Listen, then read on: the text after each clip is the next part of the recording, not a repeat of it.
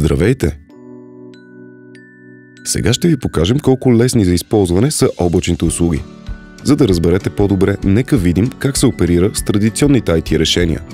Да приемем, че се нуждаете от сървър. Първо трябва да го купите.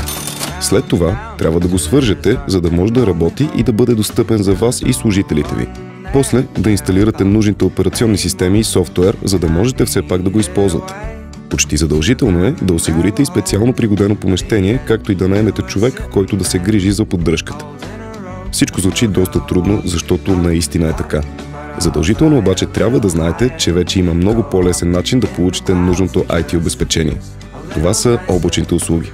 Чрез инфраструктурата като услуга, например, конфигурирате изцяло функциониращ сървър според вашите нужди, който е достъпен от всяка точка на света, и това отнема само няколко минути и няколко клика. С облачните услуги наистина всичко е много по-просто. Ако ви трябва IT инфраструктура, можете да я имате без излишни конфигурации, инсталации, пространство, поддръжка. Ако пък се нуждаете от софтуер, не е нужно да го инсталирате или апдейтвате, защото за това се грижим ние. Всичко на облака е напълно автоматизирано, интуитивно и става много бързо. А най-хубавото е, че плащате за точно толкова облачни услуги, колкото използвате.